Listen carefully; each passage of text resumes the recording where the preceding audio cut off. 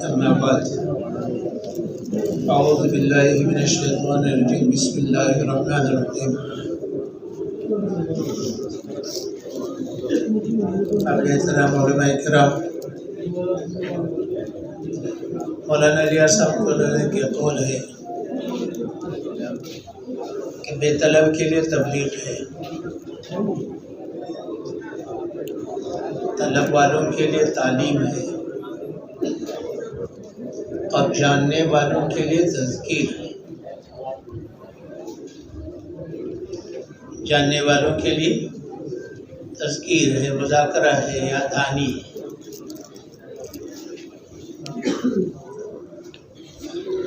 اور یاددانی کے ایک اصول ہے کہ یاددانی میں مفضول بھی فاضل کو یاددانی کرا سکتا،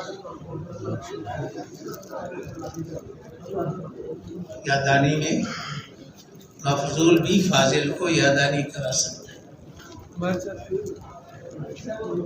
امام صاحب تراویح پڑھا رہے ہیں، حافظ قرآن ہے، 30 سال سے پڑھا رہے ہیں، سینکڑوں ان کے شاگرد ہیں، کہیں پر اٹک گیا، آیت بھول گیا، متشابہات میں سے ایک جگہ سے دوسری جگہ چلا گیا۔ اگر کوئی نیا شاگرد اس کا پیچھے سے لقمہ دے یا دلا دے تو نہ یہ استاد کے لیے عیب ہے، نہ شاگرد کا کوئی کمال ہے کہ نہیں؟ نہ استاد کے لیے کوئی عیب ہے، نہ شاگرد کے لیے کوئی کمال ہے۔ تو ہم اور آپ سارے کے سارے ایک محنت کے سیکھنے میں لگے ہوئے، ایک محنت کو کر رہے ہیں، محنت میں لگے ہوئے ہیں، سیکھ بھی رہے ہیں، کر بھی رہے ہیں۔ تو وقتاً فوقتاً ہمارا مذاکرہ ہوتا رہتا ہے، یاددانی ہوتی ہے، مذاکرہ ہوتا ہے۔ تو اس مذاکرے میں کبھی طے ہو جاتا ہے کہ فلاں آدمی بات کرے، مشورے میں باتیں ہو جاتی ہیں، وہ مذاکرہ ہے، یاددانی ہے۔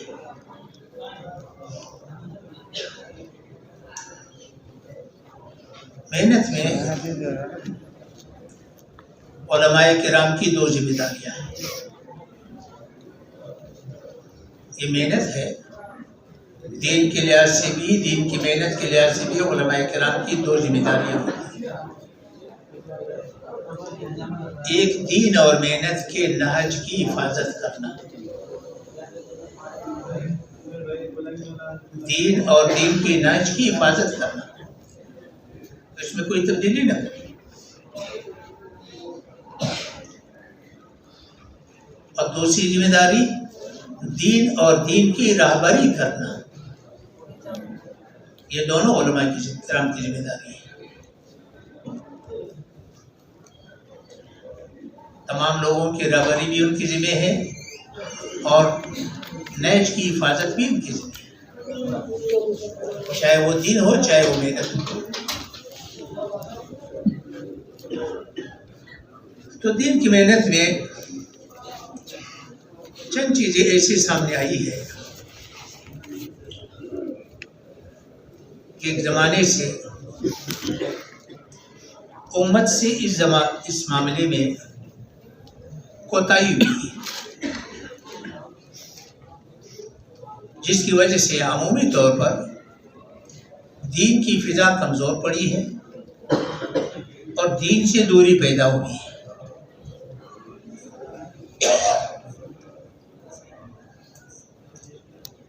پہلی بات، ہر نبی جب بھی آیا ہے، جس زمانے میں نبی آیا ہے، جب بھی آیا ہے،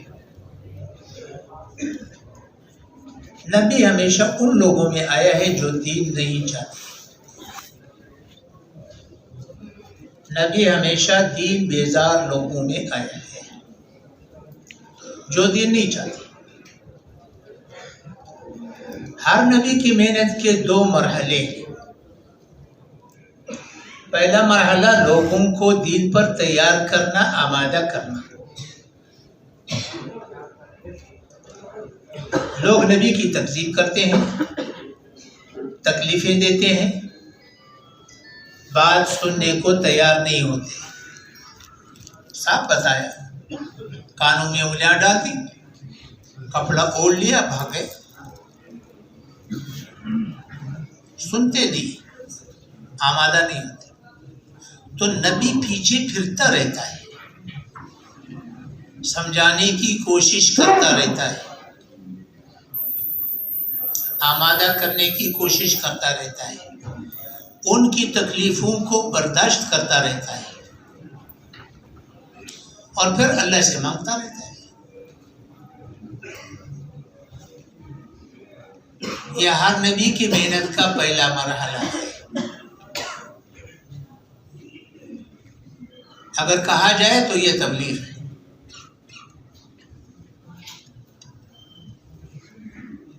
پھر لوگ آمادہ ہو جاتے ہیں, تیار ہو جاتے ہیں, تو پھر لوگ نبی کے پیچھے آتے ہیں.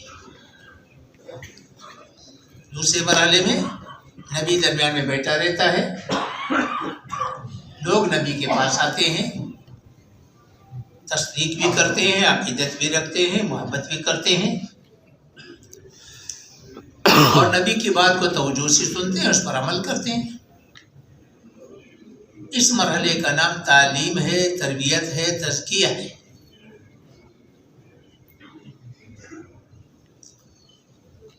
اب اللہ جانتا ہے کیا وجہ ہے. صدیوں سے, آج کی بات بھی نہیں, صدیوں سے نبی کی محنت کا پہلا مرحلہ امت کے ہاتھ سے نکل چکا ہے. بے طلب امت کے پیچھے پھرنا امت نے چھوڑ دیا.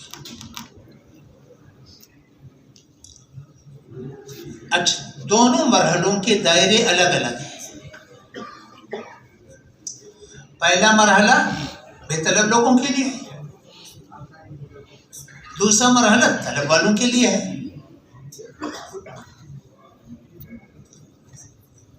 اب اس وقت اگر ہم نگاہ ڈال دیں تو بے طلب کتنے ہیں, طلب والے کتنے ہیں. اور ہمارے جتنے بھی دینی شعبے ہیں, وہ سارے کے سارے موقوف ہے طلب والوں پر, سارے مرکوز ہے طلب والوں پر. بے طلب امت کو ہم نے اپنے حال پہ چھوڑ دیا. باطل نے اس بے طلب امت کو سینے سے لگا لیا, اور اسی بے طلب امت کو دین کے مٹانے پر لگا دیا. پوری دنیا میں جا کر کے دیکھیں, آپ کو یہی نظر آئے گا. اگر ہم سینے سے لگائیں تو ہماری جوڑی میں بھی سب کچھ ڈالنے کے لیے تیار ہے. البتہ ایک مرحلہ ضرور آئے گا کہ کچھ کڑوی کسیلی سننی پڑے گی, کچھ ان کی کڑوی کسیلی سننی پڑے گی. کڑوی کسیلی سننے کے بعد سب کچھ ہمارے جوڑی میں بھی ڈالنے کے لیے تیار ہے. یہ حادثہ امت کو صدیوں سے پیش آیا ہے. جتنے بھی شعبے ہیں سارے کے سارے ہمارے موقوف ہے طلب والوں پر, اور مرکوز ہے طلب والوں پر.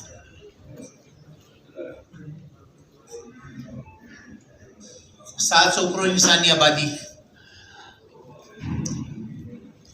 اب 470 کروڑ انسانی آبادی تو وہ ہے جو امت دعوت ہے,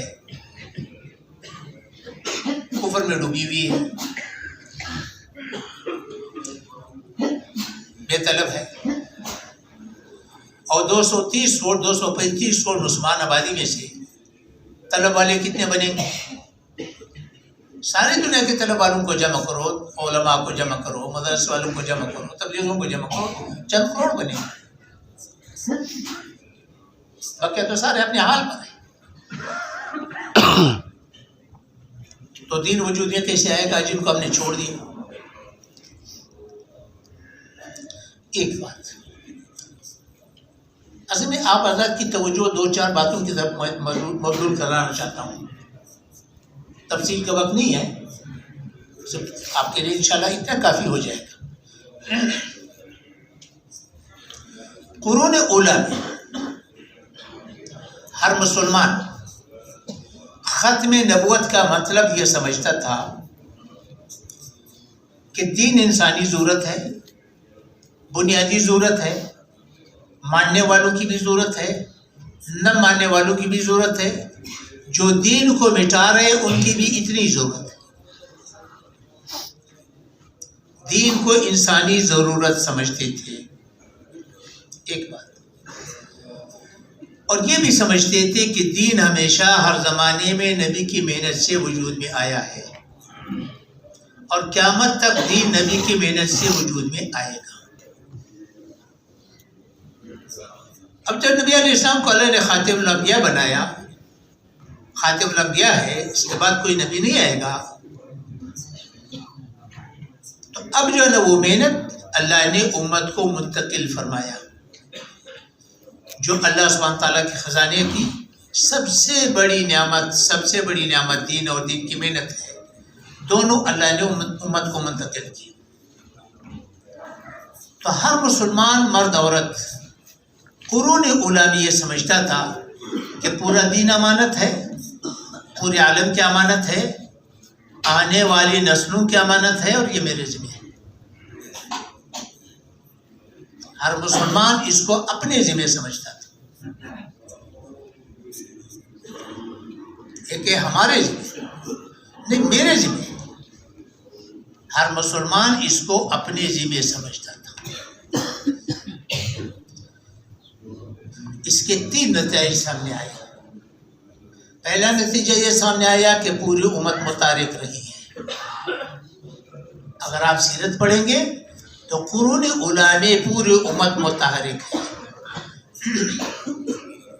ایسے بھی دن آئے ہیں کہ مسجد نبی میں اذان دینے والا بالغ مرد کوئی نہیں تھا، اور صحابہ کرام کی کل تعداد میں سے 10-12 ہزار کی قبریں تو حجاز مقدس میں ملیں گی، باقی سارے کے سارے وہ ہیں جو گئے ہیں کبھی بھی واپس نہیں آئے۔ پہلا نتیجہ۔ دوسرا نتیجہ، قلیل عرصے کے اندر آباد دنیا 60-70% اسلام میں دین میں داخل ہو گئی۔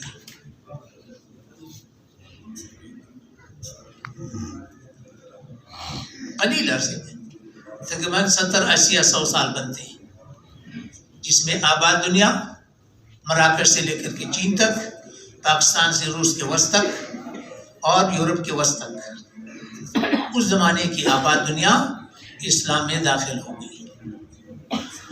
اور تیسرا نتیجہ، 1000 سال تک پوری دنیا مسلمانوں کی نگاہ کو دیکھ کر کے چلتی تھی، مسلمانوں کے راستے میں کوئی رکاوٹ نہیں بن سکتی۔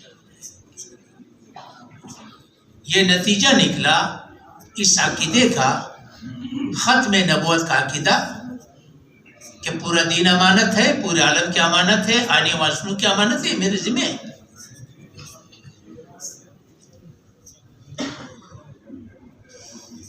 ہم تک جب پہنچا تو ختم نبوت کا عقیدہ ہم تک انتہائی مبہم پہنچا، بلکہ اگر کہوں کہ ہمارے ہاں تو ختم نبوت کا کوئی تذکرہ تھا ہی نہیں۔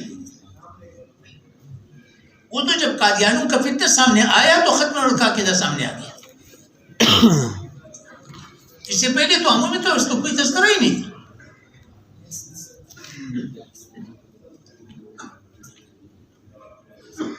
حالانکہ ختم نبوت تو پوری ذمہ داری ہے، پورے دین کی ذمہ داری ہے، پورے عالم کی ذمہ داری ہے، آنے والے نسلوں کی ذمہ داری ہے۔ اب ایک مسلمان کو یہ ذمہ داری سمجھا کر کے اس کو محنت پر تیار کرنا، ہر مسلمان کو اس ذمہ داری کا احساس دلا کر کے محنت میں شریک کرنا، چاہے وہ تاجر ہو، چاہے زمیندار ہو، چاہے کاشتکار ہو، چاہے مزدور ہو، کوئی بھی ہو، ہر مسلمان دین کا کارکن بن سکتا ہے۔ علماء کے بارے میں نے پہلے عرض کیا کہ علماء رہبری کریں، نہج کی حفاظت کریں، محنت کی ترتیب کی حفاظت بھی کریں، اس کی رہبری بھی کریں، لیکن تو ہر کارکن دین کا، ہر مسلمان دین کا کارکن بن سکتا ہے۔ اور ہر مسلمان کو یہ سمجھا کر کے محنت پر آمادہ کرنا. تو ختم نبوت کے بارے میں امت سے 2 کوتاہیاں ہوئی. ایک تو یہ جو امانت ہمارے پاس تھی ہم نے پہنچائی نہیں. 2/3 انسانی آبادی کلمے سے محروم ہے. اب جتنی بھی ہماری دینی طریقے چل رہی ہیں، جتنی بھی دینی شعبے ہیں، سارے ہمارے ہیں. لیکن یہ دیکھا جائے کہ ان کو کوئی بھی اپنے ذمہ سمجھتا ہے.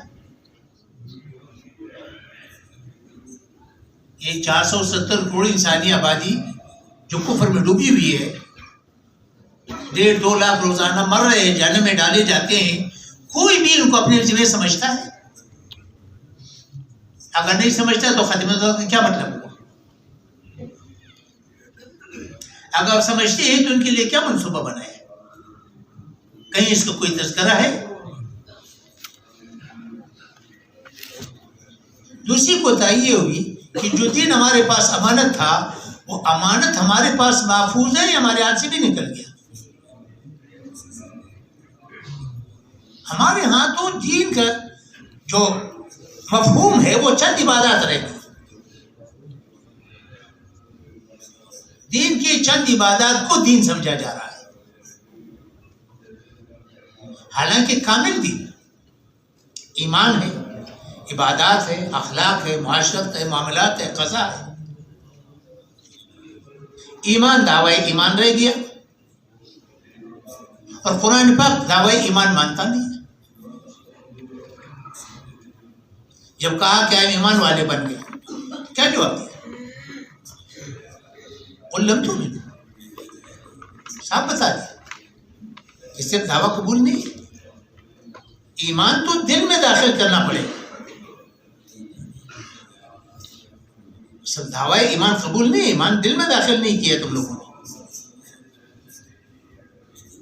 اس جملے سے پتہ چلتا ہے کہ ایمان کو دل میں داخل کرنے کا کوئی طریقہ کار ضرور ہے، جس کو تم نے اختیار نہیں کیا. اور عبادات چند بے جان عبادات رہ گئی. اخلاق، معاشرت، معاملات، قضا. بازار کا دن بازار میں ہے یا الماری میں؟ ہمارے گھروں کا دن ہمارے گھروں میں ہے یا الماری میں؟ تو دین کہاں نظر آئے گا؟ دین نظر آئے گا تو پھیلے گا. تو دوسرا قصور یہ کہ دین ہمارے ہاتھ سے نکل چکا ہے. وہ دین جس کی حفاظت ہمارے ذمہ تھی، جس کو ہم نے پہنچانا تھا، ہمارے اپنے ہاتھ سے بھی نکل چکا ہے.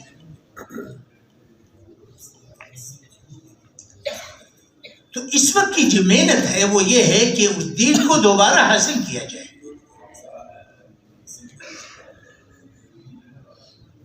اور اگلی جو گزارش کرنی ہے حضرت کی خدمت میں وہ یہ ہے، شروع سے لے کر کے قیامت تک حق اور باطل کا مقابلہ رہے گا. حق والے باطل کو مٹانے کی اور باطل والے حق کو مٹانے کی کوشش میں لگے رہیں گے. ہر ایک اپنا زور لگائے گا اور یہ سلسلہ قیامت تک چلے گا. جو قبل غور بات ہے وہ یہ ہے کہ باطل والوں کو اللہ نے الگ سرمایہ دیا ہے اور ایمان والوں کو الگ سرمایہ دیا ہے. باطل والوں کا سرمایہ تو مادیت ہے، باطل والوں کا سرمایہ مادیت ہے، اور ایمان والوں کا سرمایہ معیت ہے، اللہ کو ساتھ لینا. اس لیے انبیاء اکرام علیہ السلام کو مادی نقشے نہیں دیے گئے کہ مادی نقشہ یہ انبیاء کا سرمایہ نہیں ہے، یہ ایمان والوں کا سرمایہ نہیں ہے، یہ تو باطل کا سرمایہ ہے. باطل کو مادی قوتیں دی گئی، اس لیے مختلف شکلوں کے تذکرے سامنے آئے. کہیں اکثریت کا تذکرہ ہے، کہیں حکومت کا تذکرہ ہے، کہیں مختلف مادی نقشوں کے تذکرے قرآن کریم نے انبیاء کرام علیہ السلام کے ضمن میں بیان کیا ہے کہ مختلف مادی نقشوں والوں کے ساتھ مقابلے رہے. یہ تو باطل کا سرمایہ ہے. انبیاء کرام علیہ السلام کا سرمایہ کیا ہے؟ معیت ہے.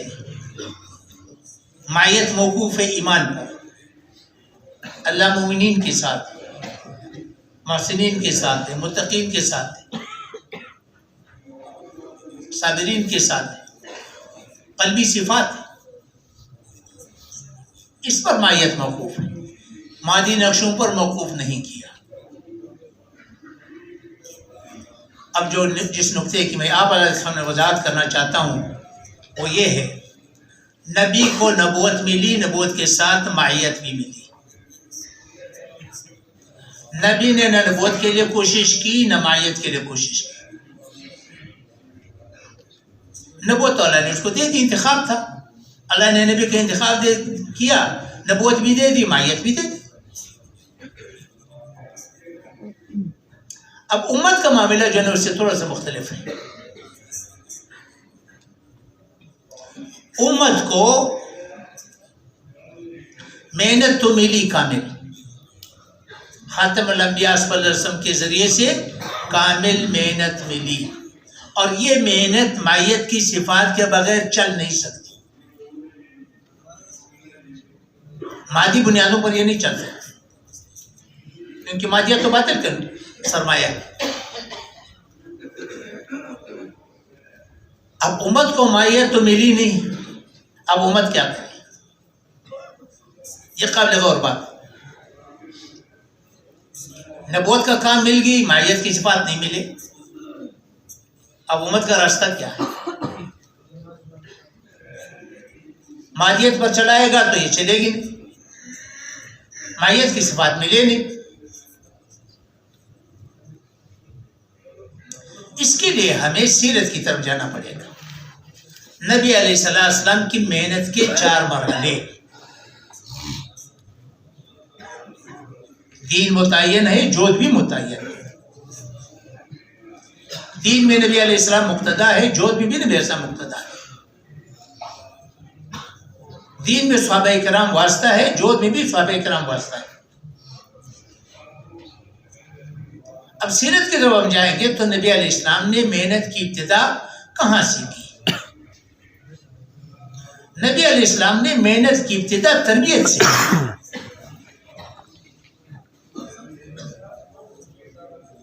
جو بھی کلمہ پڑھتا اس کو دعوت پہ ڈالتا. جو بھی کلمہ پڑھتا اس کو دعوت پہ ڈالتا.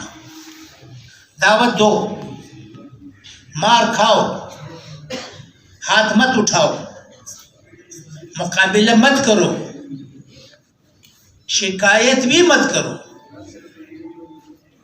ہمدرد بن کے جاؤ، خیرخواہ بن کے جاؤ، بے غرض بن کر کے جاؤ. نرمی سے دعوت دو، امانت داری سے دعوت دو. یہ سارے میں وہ الفاظ استعمال کروں جو قرآن کریم نے استعمال کیے. صدیق اکبر رضی اللہ عنہ جیسے قومی حیثیت کے لوگوں کو بھی، عبداللہ بن مسعود رضی اللہ عنہ جیسے فقیر آدمی کو بھی، بلال رضی اللہ عنہ غلام کو بھی، مرد و عورتوں سب کو اسی پہ ڈالا. حیات صحابہ کا پہلا جلد پہلا باب باب دعوت ہے، اٹھا کر کے جو بھی کلمہ پڑھتا اس کو دعوت پہ ڈالتا. دعوت کی خصوصیت نمبر 1. دوسرا عمل تعلیم ہے. بیت اللہ پر کفار کا قبضہ تھا. نبی علیہ السلام نے زاویہ لگایا دار ارقم میں. دار ارقم میں قرآن پاک کی تعلیم، ایمان کے مذاکرے، ایمان کے مذاکرے اور محنت کے مشورے، یہ دار ارقم میں ہو رہا تھا. قرآن کی تعلیم، ایمان کے مجالس اور محنت کے مشورے، یہ جو بھی کلمہ پڑھے دار ارقم لے کر کے آؤ، جو بھی کلمہ پڑھے دار ارقم لے کر کے آؤ۔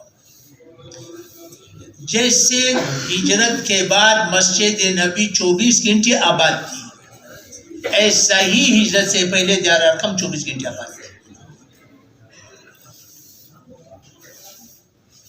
جب صدیق اکبر رضی اللہ عنہ کو کفار نے مارا، بے ہوش کر دیا، خطبہ دیا، پھر بہوش کر دیا، مارا، گھر لے کر کے آئے، آدھی رات کو ان کو ہوش آئی کہ کھانا کھا لو، کہ نہیں مجھے نبی صلی اللہ علیہ وسلم کے پاس لے کے جاؤں۔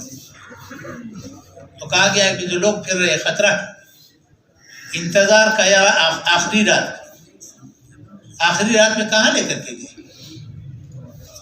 اب سب کو معلوم ہے کہاں لے کے گئے، دار ارقم میں۔ نبی علیہ السلام میں موجود تھی، صحابہ کرام بھی موجود تھی، کیا کر رہے تھے؟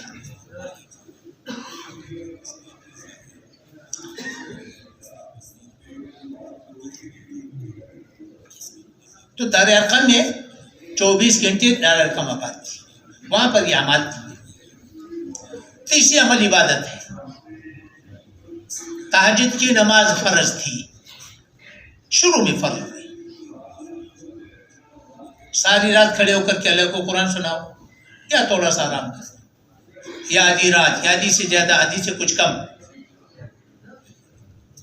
علماء نے صاف لکھا ہے کم از کم ہر صحابی 1/3 رات کھڑے ہو کر کے اللہ پاک کو قرآن سناتے تھے، چاہے مرد چاہے عورت۔ صاف لکھا ہے رات کو کھڑے ہو کر کے اللہ کو قرآن سناتے تھے، ساری رات والے بھی تھے، تھوڑا سا آرام والے بھی تھے، لیکن آخری درجہ یہ ہے کہ کم از کم 1/3 رات تو ہر مرد ہر عورت کھڑے ہو کر کے اللہ کو قرآن سناتے تھے، اپنی ضرورتوں کو قربان کرتے تھے، لوگوں کی ضرورتوں کو پورا کرتے تھے۔ یہ نبوت کے اعمال ہے، یہ تربیت کے اعمال ہے۔ ان اعمال کا خاصہ ہے کہ زبان کا کلمہ دل میں اترے گا، معیت کی صفات پیدا ہوں گی۔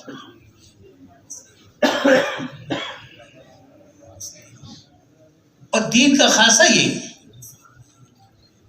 ہم اللہ سبحانہ و تعالیٰ سے لینا سیکھیں، اللہ سبحانہ و تعالیٰ سے مانگنا سیکھ لیں، اللہ سبحانہ کا تعلق حاصل کرے، اللہ سبحانہ تعالیٰ کی معرفت حاصل کرے، اللہ سبحانہ سے اپنے مسائل حل کرے۔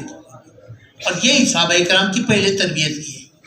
13 سال میں ان اعمال کے علاوہ کوئی امر آپ کو نہیں ملے، صرف یہی اعمال تھے۔ جتنے اوامر آئے ہیں سارے بعد میں آئے، یہی اوامر تھے۔ یہ نبوت کے اعمال ہے، یہ تربیت کے اعمال ہے، ان کا خاصہ معیت کی صفات ہے۔ ایمان بنے گا، تقوی حاصل ہوگی، توکل حاصل ہوگی، احسان حاصل ہوگا، اخلاص حاصل ہوگا، اللہ پر بھروسہ پیدا ہوگا، اللہ کی غیبی مدد حاصل کرنے کی استعداد پیدا کرے۔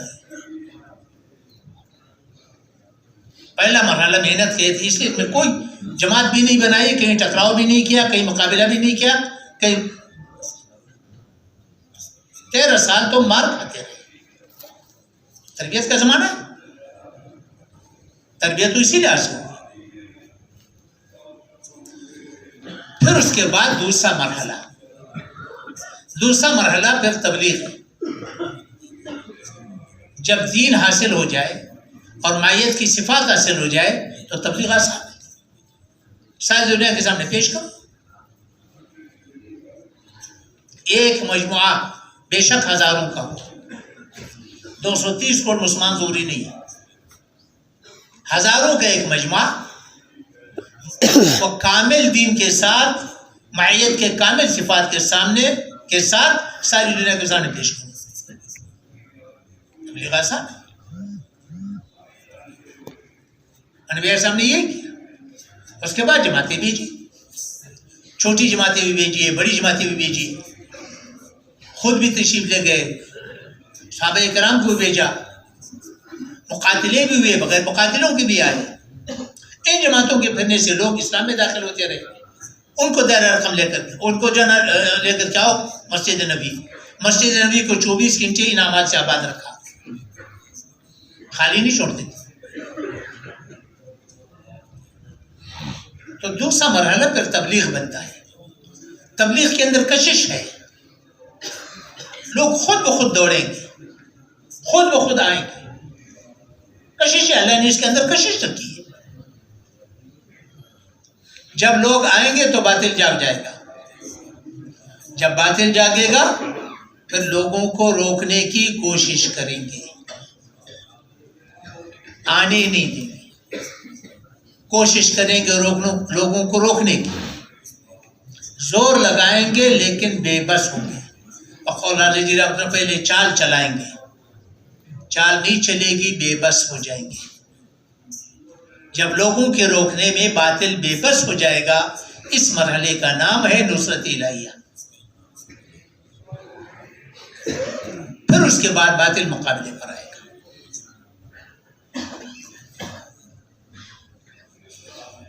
گھڑی بہت بھاگ رہی ہے، کیا کریں؟ اس کے بعد باطل آئے گا مقابلے پر۔ اب دیکھنے کی بات یہ ہے کہ باطل کا مقابلہ کس کے ساتھ ہوگا؟ باطل کا مقابلہ جو حاملین دین ہے وہ معیت پر ہے یا مادیت پر؟ دیکھنا یہ پڑے گا۔ اگر حاملین دین معیت پر رہے تو مقابلہ معیت کے ساتھ ہے۔ معیت تو اللہ کی طاقت ہے، اللہ کی طاقت کے سامنے سارا باطل مکڑی کا جالا ہے، مچھر کا پر توڑ کے دکھا دے گا۔ اور اگر خدا نخواستہ حاملین دین خوش فہمی میں رہے، معیت کی صفات کو حاصل کیے نہیں، تربیت کے مرحلے سے گزرے نہیں، یا تربیت کے مرحلے سے سرسری گزر گئے، معیت کی صفات کو مقصد نہ بنائے، معیت کی صفات کو مقصود نہ رہا، تو ہماری محنت خود بخود مادی بنیادوں پر آ جائے گی۔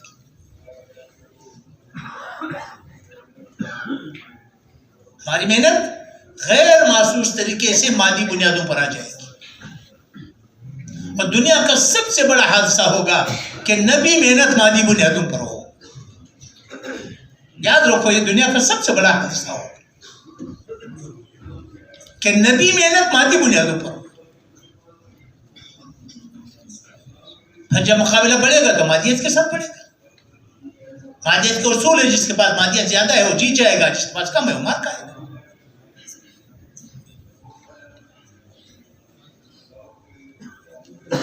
تو محنت کی اپنی ترتیب ہے۔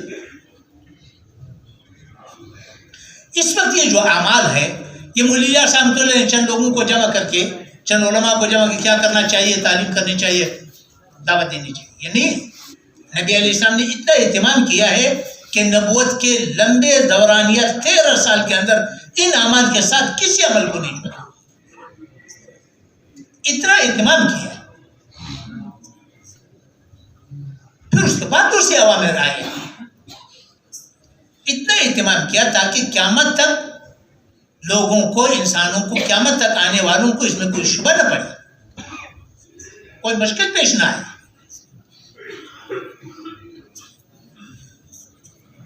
اب اس میں جو سب سے زیادہ خطرہ ہے وہ اس بات کا ہے کہ خدا نخواستہ ایسا نہ ہو کہ ہمارے پرانے ساتھی، یا ایسا نہ ہو خدا نخواستہ ہمارے علماء ان اعمال کو نیوں کے لیے نہ سمجھیں، ان اعمال کا اہتمام نیوں کے لیے نہ سمجھیں، اپنے لیے کوئی اور ترتیب نہ تلاش کریں، کیونکہ یہ خطرہ ہو سکتا ہے کہ اعمال کو سرسری سمجھے، نئے لوگوں کے لیے سمجھے، اپنے لیے نہ سمجھے، اپنی تربیت سامنے نہ ہو، خود صفات حاصل کرنے سامنے نہ ہو، تو پھر سال بھی لگ جائے گا، ملکوں کے سفر بھی ہو جائیں گے، محنت پہ لگے رہیں گے، تو کیا ہوگا؟ سب سے پہلے تردد پیدا ہو جائے گا۔ کیا پیدا ہوگا؟ تردد، شک میں پڑ جائیں گے، پتہ نہیں راستہ ٹھیک بھی ہے یا نہیں۔ سب سے پہلے خود شک میں پڑ جائیں گے، تردد پڑ جائے گا۔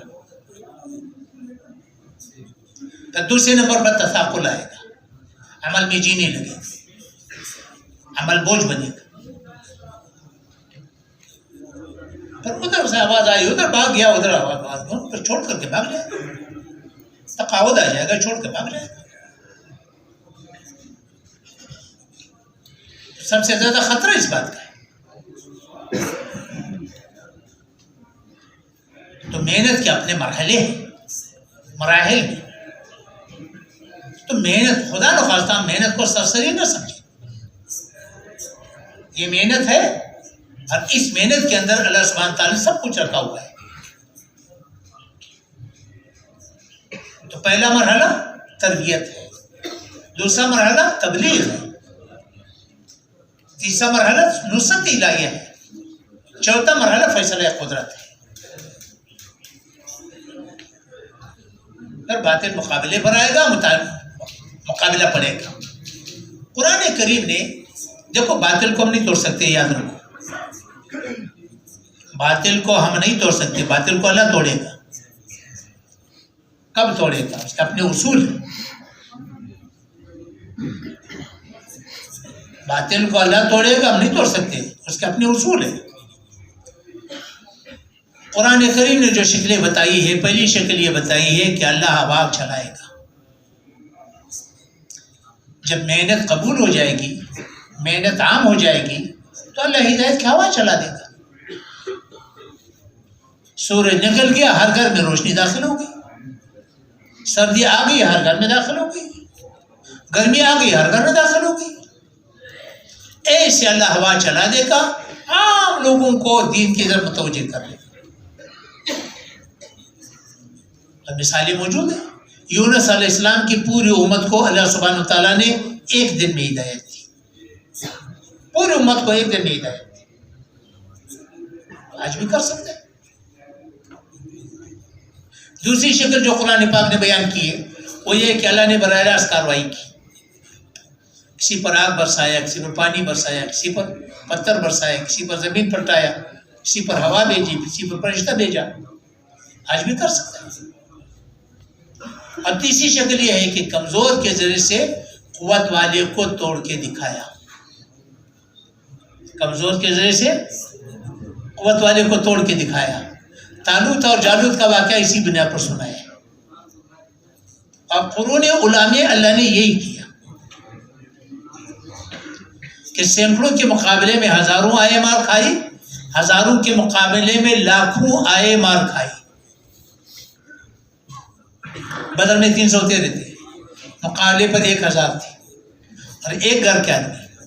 ایک طرف باپ ہے, دوسری طرف بیٹا ہے, ایک طرف چچا ہے, دوسری طرف بھتیجا ہے, ایک طرف ماموں ہے, دوسری طرف بھانجا ہے.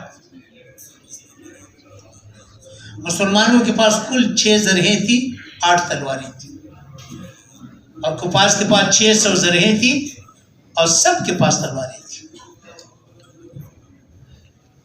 خندق میں 1400 کے مقابلے پر 10,000 آئے, بغیر مقابلے کے اللہ نے ان کو شکست دی تھی. موتا میں 3000 کے مقابلے میں 3 لاکھ آئے. قادسیہ میں 10,000 کے مقابلے میں 2.5-3 لاکھ. نامد میں 20,000 کے مقابلے میں 2.5-3 لاکھ. اسی طرح چلتے رہے. ساری شرط اٹھا کر کے دیکھو, آپ کو یہی نظر آئے گا. سینکڑوں کے مقابلے میں ہزاروں آئے مار کھائی, ہزاروں کے مقابلے میں لاکھوں آئے مار کھائی. اس وقت کر سکتا ہے تو اللہ آج بھی کر سکتے ہیں, کر کے دکھا دے گا. تو اس لیے محنت ہے ترتیب نبوت پر. اس وقت جب تک امت تربیت کے مرحلے سے نہیں گزرے گی, امت دین پر چل بھی نہیں سکتی ہے, اور اللہ کی علمی مدد کو حاصل بھی نہیں کر سکتی. اور جب تک ہم اس کو ضرورت نہ سمجھیں, جب تک ہم معیت کو اپنی ضرورت نہ سمجھیں, اور معیت کی صفات کو ان اعمال پر موقوف نہ سمجھیں, اور صرف اعمال سے پیدا ہوں گی, چند پابندیوں کے ساتھ اعمال ہوں گے, تب تو صفات پیدا ہوں گی. پہلی پابندی, تھوڑا وقت دے یا زیادہ وقت دے, وقت اپنے بڑوں کے حوالے کریں, اپنی طبیعت کی کوئی تشکیل نہ ہو، کیونکہ طبیعت اللہ کرے گا، بڑے بھی نہیں کرے گی. ہم اور آپ بھی اپنی طبیعت نہیں کرتے، طبیعت تو اوپر سے ہے. اوپر والے یہ دیکھتا ہے کہ اس نے پابندی کی کہ نہیں کی. اوپر والے نے اصول رکھے ہیں، پابندیوں پر اوپر والے تربیت کرے گا. تو سب سے پہلے اپنے آپ کو تھوڑا وقت ہے، زیادہ وقت ہے، مقام پر دیا ہے یا یہاں دیا ہے، اپنے بڑوں کے حوالے کرنا. اپنی طبیعت کا کوئی تشکیل نہ کرنا، نہ چھوٹا نہ بڑا، اور اپنے آپ کو اس طبیعت کا محتاج سمجھ کر کے اپنی تشکیل نہ کرنا. ایک دوسرا عمل کا اہتمام. اہتمام عمل پر وعدہ ہے. آپ علماء ہو، اہتمام آپ خود جانتے ہو. ہر عمل میں پہلے آنا، آخر میں اٹھنا. اب ہمیں سے ہر ایک اپنے گربان پر جان کر دیکھ، ہم نے چلے بھی لگائے، ہم نے تشکیلیں بھی کی، ہم مرکز میں بھی رہے. وہ کون سا دن تھا جس میں ہر عمل میں ہم اول سے آخر تک بیٹھے؟ اور خود پتہ چل جائے گا ہماری تربیت ہو رہی ہے یا نہیں ہو رہی. نفس کو پابند کریں گے تو تربیت ہوگی، نفس کو پابند نہیں کریں گے تربیت نہیں ہوگی. ہم نے اپنے آپ کو کتنا پابند بنایا. اہتمام عمل. اور تیسرا قربانی کے ساتھ عمل. بڑی قربانی سے تو گزر، بیوی بچے چھوڑ کر کے آئے، گھر بار چھوڑ کر کے آئے، خرچہ لے کر کے آئے. اور علماء کو تو ہم جانتے ہیں پتہ نہیں کس حال میں آئے اور کس حال میں کسی نے خرچہ پورا کیا. ہمارا تو الحمدللہ تعلق ہے، ہم جانتے ہیں پتہ نہیں کس حال میں آئے. یہاں پر آ کر کے ایک مسواک خریدنے کے بازار چلا گیا، 12-15 چیزوں کی قیمت معلوم کی اور 2 گھنٹے لگا دیا، عمل چلا گیا. پابندی نہ کی. کوئی ملنے کے لیے آ گیا، عمل چھوڑ کے چلا گیا.